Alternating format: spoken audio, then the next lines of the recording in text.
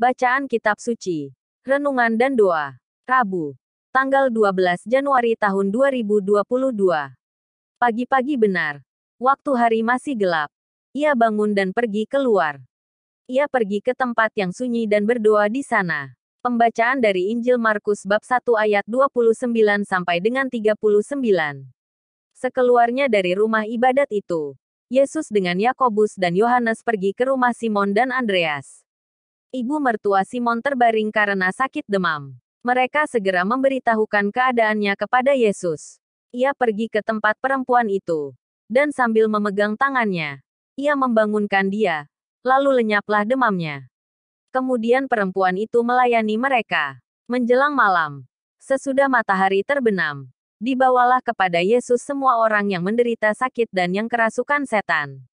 Maka berkerumunlah seluruh penduduk kota itu di depan pintu. Ia menyembuhkan banyak orang yang menderita bermacam-macam penyakit dan mengusir banyak setan. Ia tidak memperbolehkan setan-setan itu berbicara, sebab mereka mengenal dia.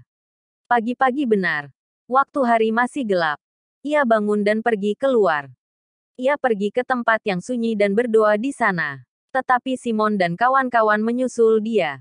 Waktu menemukan dia mereka berkata, "Semua orang mencari engkau." Jawabnya, "Marilah kita pergi ke tempat lain, ke kota-kota yang berdekatan, supaya di sana juga aku memberitakan Injil. Karena untuk itu aku telah datang." Lalu pergilah ia ke seluruh Galilea dan memberitakan Injil dalam rumah-rumah ibadat mereka dan mengusir setan-setan.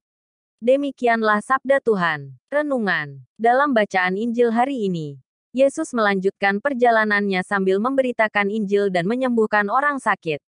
Banyak mukjizat dilakukan Yesus. Ada hal menarik yang layak untuk direfleksikan, yakni Yesus selalu menarik diri dari kerumunan banyak orang. Ia selalu mengawali semua aktivitas dengan berdoa di tempat yang sunyi. Pagi-pagi benar waktu hari masih gelap, ia bangun dan pergi keluar. Ia pergi ke tempat yang sunyi dan berdoa di sana. Markus bab 1 ayat 35. Semoga kita juga dapat mengikuti cara hidup Tuhan ini, dengan mengawali aktivitas setiap hari dengan berdialog dengan Allah dalam keheningan. Marilah berdoa. Ya Allah, aku bersyukur kepadamu karena Putramu Yesus Kristus selalu mengajarkan aku untuk mencintai doa dan keheningan. Semoga aku sanggup mendengarkan kehendak-Mu dalam doa dan keheningan. Amin. Salam kasih. Patrick Ekel.